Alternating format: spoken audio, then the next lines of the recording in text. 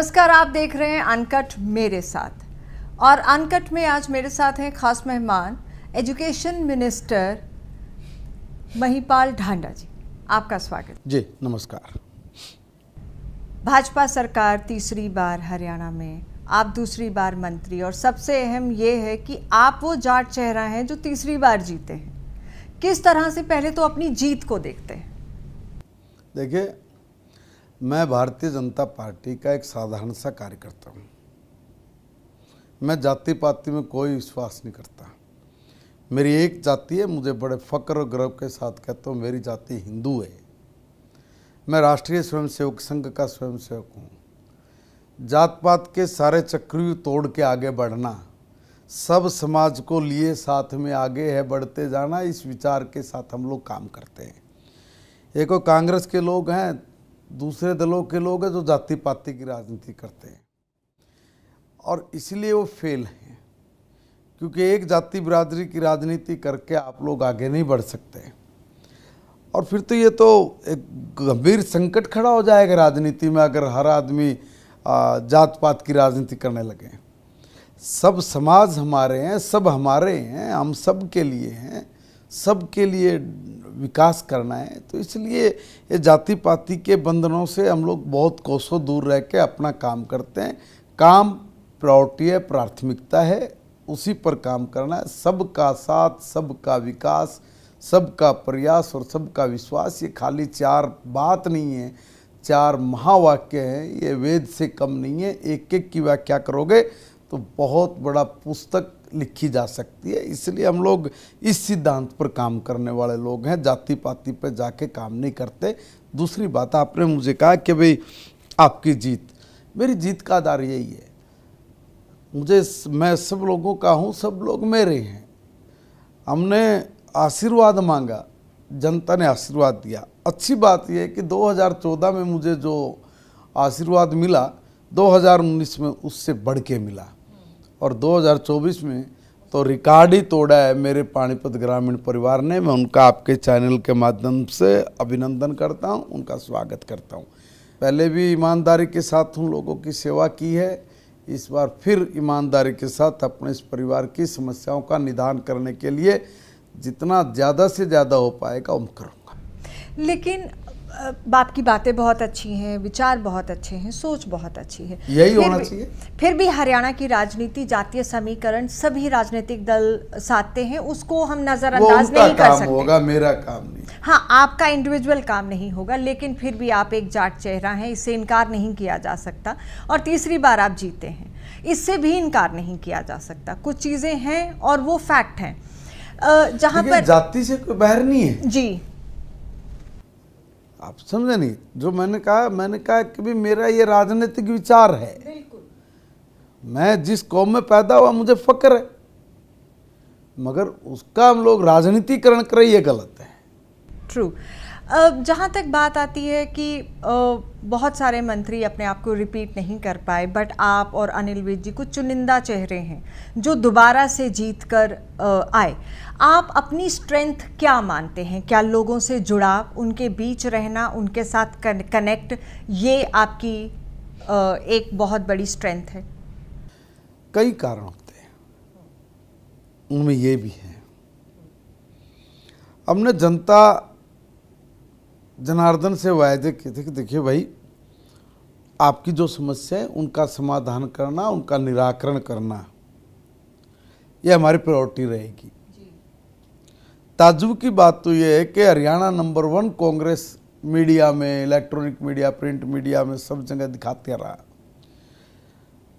मगर वहाँ जहाँ से मैं चुन के आता हूँ लोगों को पता था कि हरियाणा नंबर 1 तो क्या, ये तो 1000 भी नहीं है। गंदगी के ढेर के अलावा कुछ भी नहीं, चलने के लिए न गली नहीं है।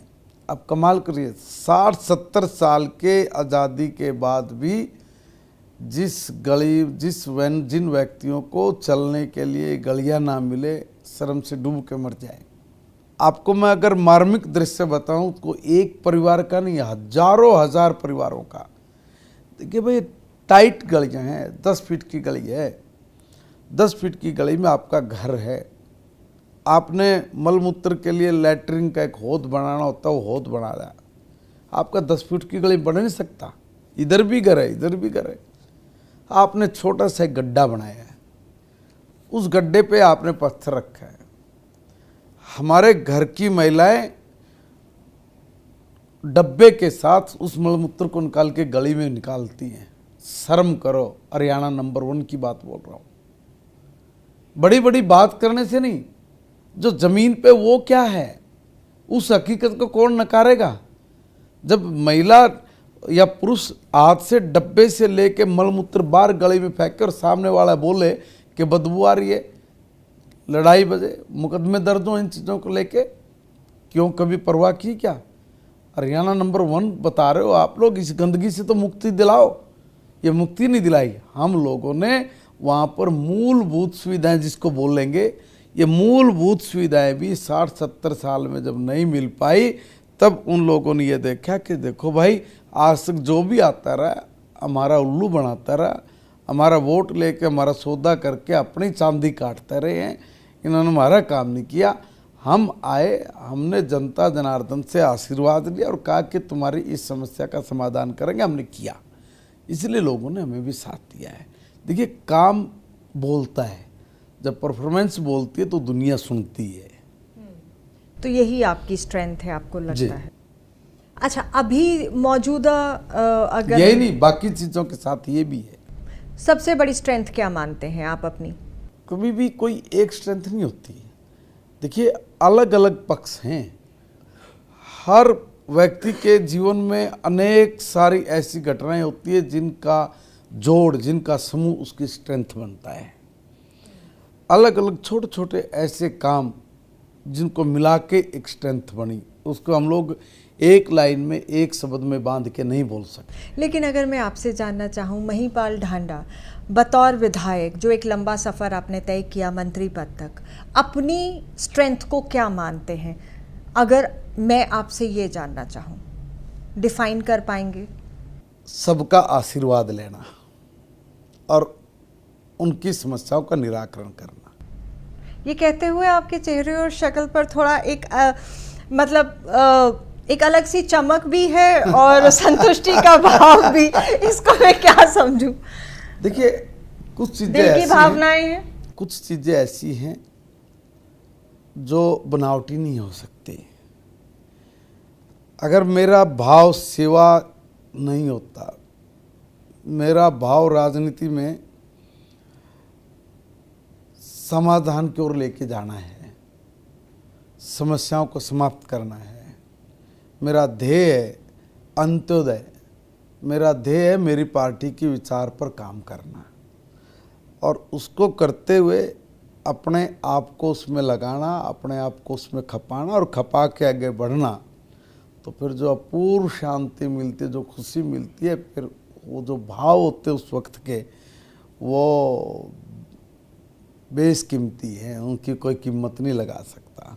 वो इंटरनल जो शांति है, जो खुशी है, वो बस है। वो नशा दिख रहा है।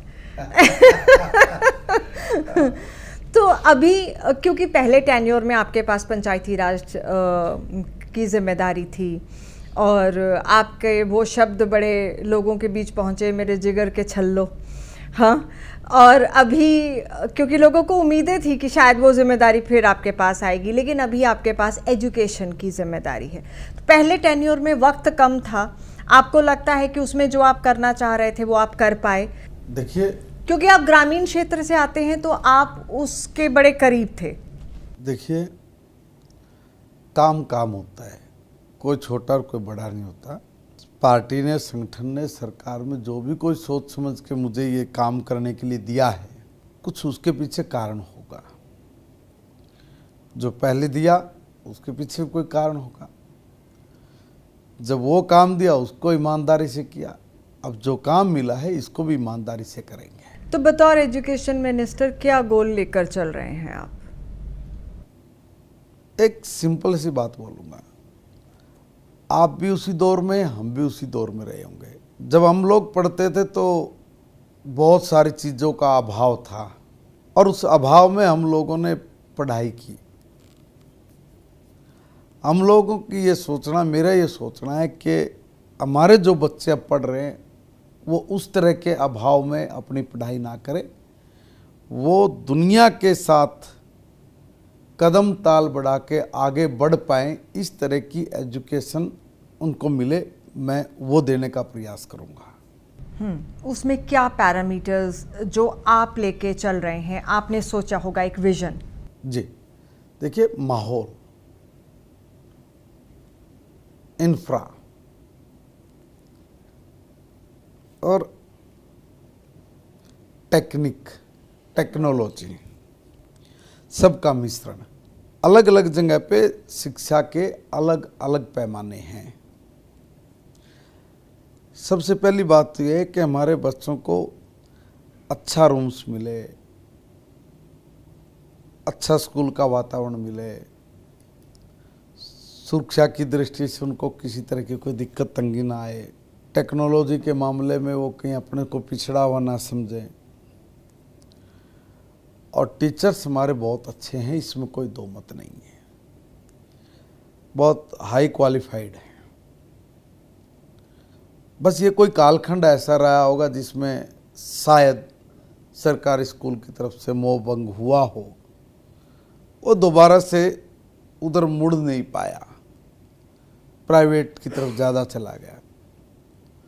अब हम लोग इस तरह का सिस्टम खड़ा करने में लगे हैं और हम लोग कर रहे हैं, और बहुत तेज़ी से हम लोग आगे भी बढ़ रहे हैं कि प्राइवेट से भी ज़्यादा अच्छा हमारा स्कूल बन पाए। नीति आयोग की रिपोर्ट के अनुसार आज हम लोग तीसरे नंबर पे हैं।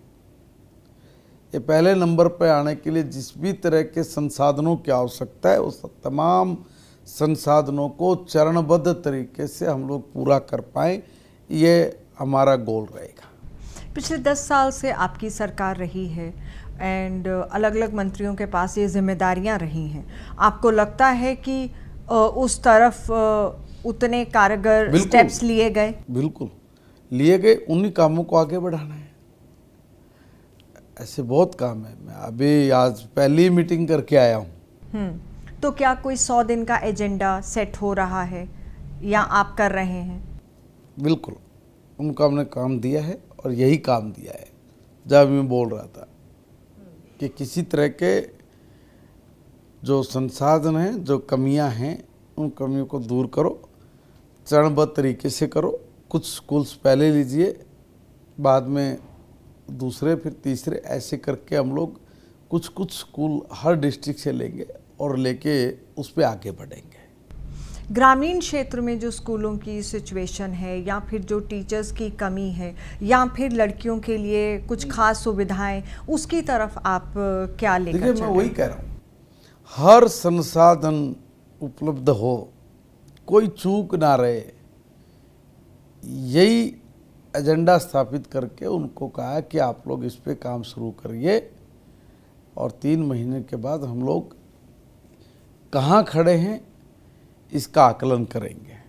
आप क्योंकि ग्रामीण क्षेत्र से जुड़े रहे हैं, आपसे बेहतर कोई नहीं जानता होगा उन समस्याओं को। आपकी नज़र में अभी जब तक आप जाते रहे हैं, ड्यूरिंग इलेक्शन भी या उससे पहले भी, क्या सबसे बड़ी मुश्किल लोग आपके सामने रखते रहे हैं एजुकेशन को लेकर? उनकी एक समस्या ये रही है जो उन्होंने बताई कि जो प्राइवेट एजुकेशन बहुत महंगी हो गई है। और जब हम लोग ये कहते थे कि भाई सरकारी में पढ़ाओ, तो उनके भी सामने कुछ दिक्कतें आती थी कि जी स्टाफ पूरा नहीं मिल पाता और उसकी वजह से कठिनाई होती है, बीच में बच्चे पूरा नहीं पढ़ पाते। ऐसा बहुत ज़्यादा नहीं, बहुत कम, मगर ये जेन्युइन बात आई। आज मैंने बैठ के कहा है कि जो स्कूल ऐसे हैं जिनकी स्ट्रेंथ नंबर 1 है, ऐसे स्कूल में प्लेग्राउंड से लेके चाक, टाट, पट्टी, बोर्ड, ड्यूल डेस्क से लेके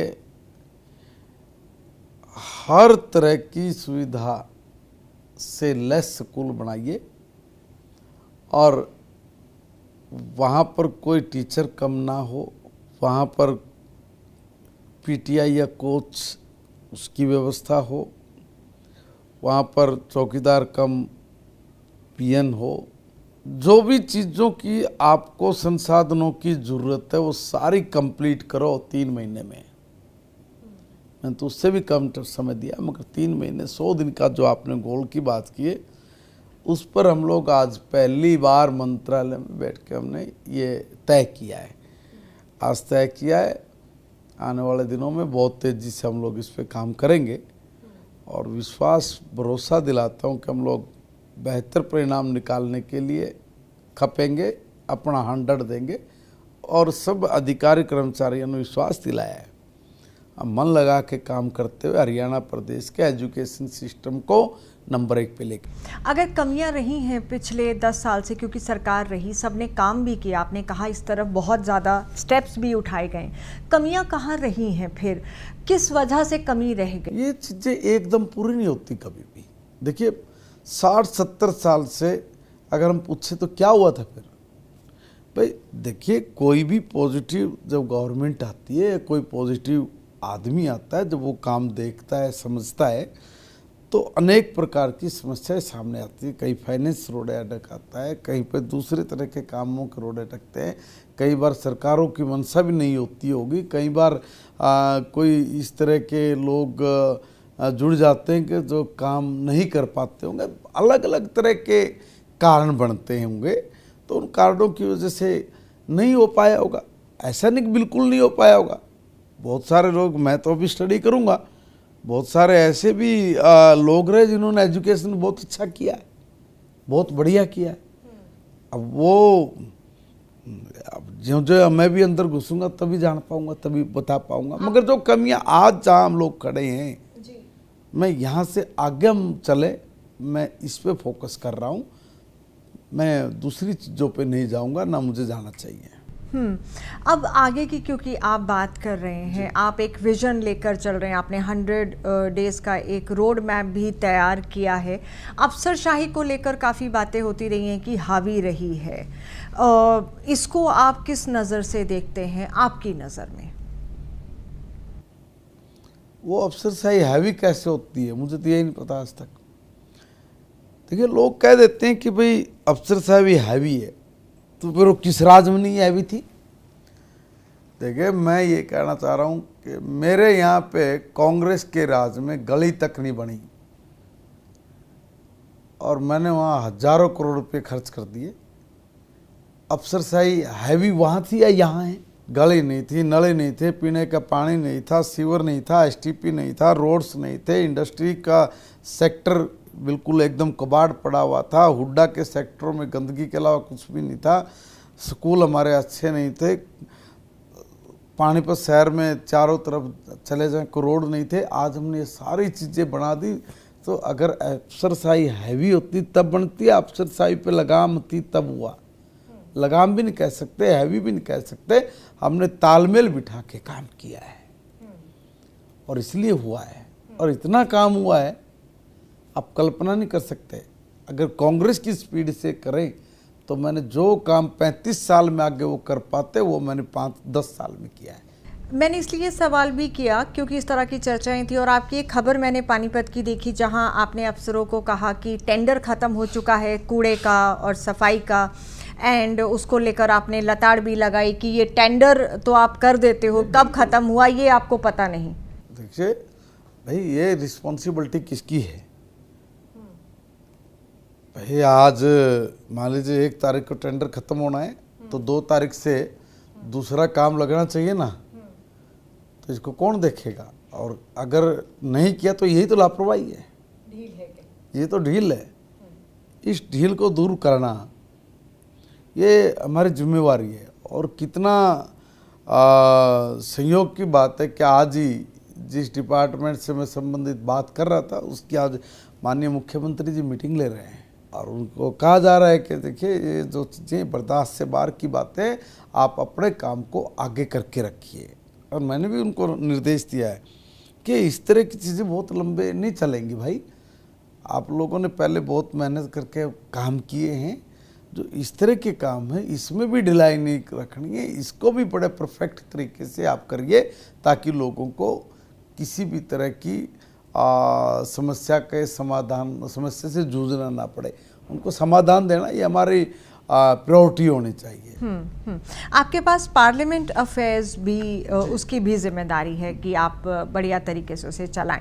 उसको लेकर आप क्या सोचते हैं कि विपक्ष को भी लेकर चलना है, सरकार की भी बातें हैं, किस तरह से आप देख रहे हैं? देखिए, मैं पहले कभी मंत्री तो बना नहीं, अभी पिछली बार 1.5-2 महीने के लिए मंत्री बना था।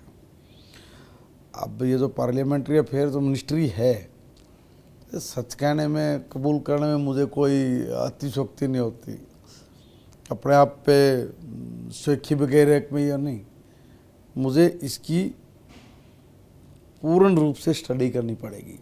मगर मोटा मोटा जितना हम लोग विधानसभा में बैठे हैं, जो हम समझें, जो हमारी जानकारी में, उसमें यही है कि बिना पक्षपात के हमारा सेशन चले, जो पीछे भी हम लोग चलाते आए हैं। कभी कोई विपक्ष का साथी ये नहीं कह सकता कि ज्ञानचंद जी या कौरपाल जी के ट्रम में कभी किसी ने कोई ये पक्षपात किया हो कि भाजपा का विधायक 10 मिनट बोलेगा और कांग्रेस का विधायक या इनेलो का विधायक 5 मिनट बोलेगा। नहीं, सबका समान टाइम दिया। जितने विधायक थे, जितना भी पार्टी का टाइम बनता था, उस टाइम के हिसाब से सबको बोलने का पूर्ण अवसर दिया। बल्कि ज़्यादा समय उनको दिया है, कम समय हम लोगों को मिला है। और दूसरा ये कि हर व्यक्ति को अपना मुद्दा उठाने की स्वतंत्रता है। कांग्रेस के राज में तो बताते हैं कि अनिल विज जी तो दरी लेकर बैठा करते, जब वो खड़े होते थे बोलने के लिए तो कांग्रेस वाले बाउंसर बुलाया करते, कहते कि इनको उठा के ले जाओ, बाहर बैठो। ये काम हमारे सरकार में या हमारे स्पीकर साहब के होते हुए नहीं हुआ। और जो एक अच्छी परंपरा की शुरुआत हरियाणा में हुई है, इस परंपरा को हम लोग जारी रखते हुए आगे बढ़े। यानी कि आप इस जिम्मेदारी को बखूबी निभाएंगे कि शोरगुल के बीच भी विधानसभा की जो कार्रवाई है वो अच्छे से चले और विपक्ष को पूरा मौका मिले अपनी बात रखने। बिल्कुल। देखिए, विदाउट विपक्ष और मजबूत विपक्ष के बिना भी समस्याएं आती हैं। अगर मजबूत विपक्ष होगा तो हम लोगों को भी पता लगे कि हमारे में कमियां कहाँ हैं और उन कमियों का निराकरण करना है। तो विपक्ष की भूमिका है कि वो कमियां ढूंढे, लेके आए, ताकि हम लोग उसका समाधान कर सकें। मगर उसके साथ में विपक्ष की एक भूमिका भी होती है कि अगर उसका समाधान करने में या समाधान खोजने में कई बार पक्ष अगर नहीं सफल हो पाता तो उसको सुझाव भी देना चाहिए कि ये सुझाव है, इस सुझाव पे काम करिए। विपक्ष को देख कहाँ रहे हैं? अगर विपक्ष की ही बात उठी, हाँ, तो मैं यही सवाल आपसे करना। ये पहली बार आपको नहीं, कांग्रेस कह रही है कि हम 37 हैं और हम मजबूत तरीके से, पहली बार एक स्ट्रॉन्ग विपक्ष है। बेशक कोई और दल ना हो, कांग्रेस का ये मानना है कि हम मजबूती से। पिछली बार भी 30-31 लोग इनके थे, तब क्या कर पाए? एक भी जनहित का मुद्दा ठीक से विधानसभा में नहीं उठा पाए। ये राजनीति अलग तरह की करते हैं। ये पता है क्या करते हैं? ये अपने इलाके में जाएंगे, जाके वहाँ पे प्रेस कॉन्फ्रेंस करेंगे। कोई सड़क टूटी हुई होगी, उसके ऊपर जाके खड़े हो जाएंगे, उस पर प्रेस कॉन्फ्रेंस करेंगे और प्रेस कॉन्फ्रेंस करके कहेंगे कि ये भ्रष्टाचार फैल गया बहुत भयंकर, ये देखो सड़क नहीं बन रही, ये देखो ये नहीं बन रही है, और प्रेस कॉन्फ्रेंस करेंगे। और कॉन्फ्रेंस करके फिर उस कटिंग को काटेंगे, काट के उसकी एक पूरी बुक बनाएंगे। और फिर जब उनका बोलने का नंबर आता है तो विधानसभा में वो अपनी कटिंग निकालेंगे, निकाल के देखेंगे, देखो ये अखबार बोलता है, मैं नहीं बोल रहा हूँ। तो मैंने कहा, मगर जरा एक बार पढ़ के तो बताइए भाई, इसमें किसका बयान है? तब फिर वो चुप होकर बैठ जाते हैं। तो इस तरह की कागजी लड़ाई लड़ना, इस तरह की बनावटी लड़ाई से आप एक मजबूत विपक्ष की भूमिका नहीं निभा सकते।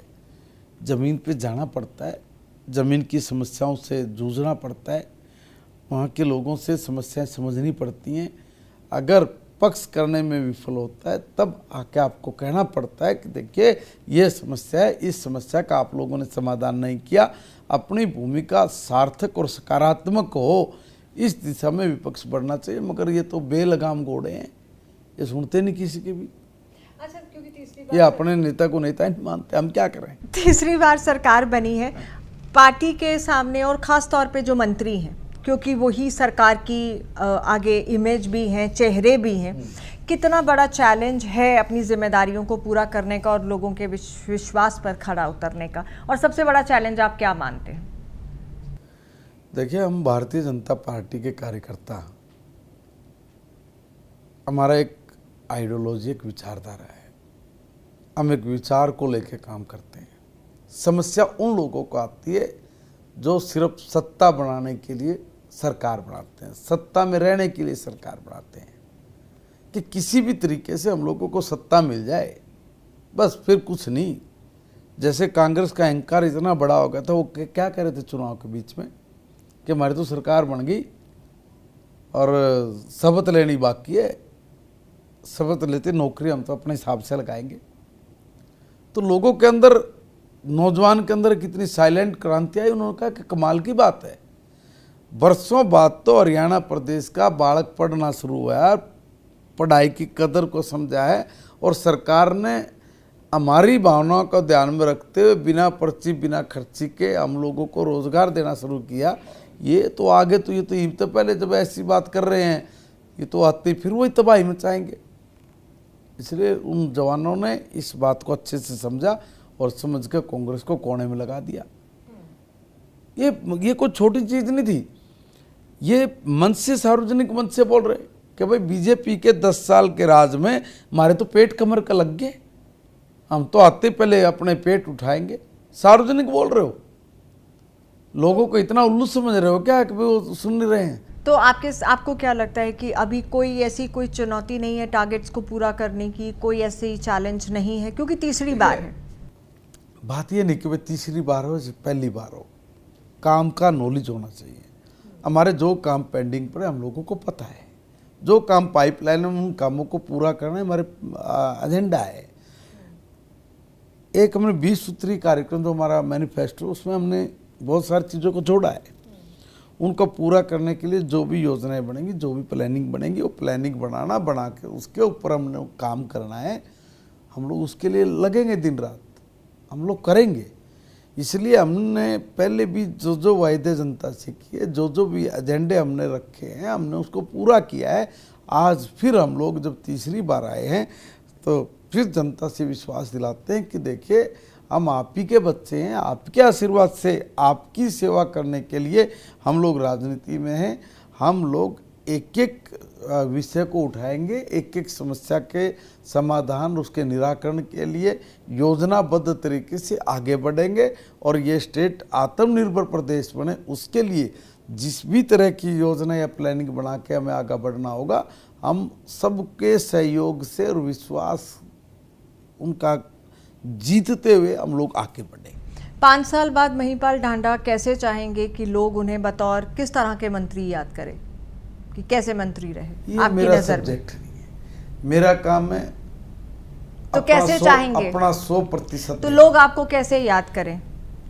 मेरा काम है, मैं अपना जो विभाग मुझे मिला, जो काम मुझे मिला, मैं उसमें अपना 100% दूँ।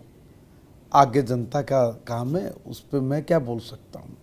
नहीं, फिर भी एक बतौर नेता एक विजन होता है कि मैं चाहता हूं कि लोग मुझे इस तरीके से याद करें। नहीं, देखिए, मैं तो जनता का एक बच्चा हूं, एक सेवक हूं, एक बालक हूं, सिर्फ पूछो तो बस वो अपना आशीर्वाद हमें दे। मैं तो यही चाहूँगा। मुझे इतने बड़ी वो नहीं है कि मैं कोई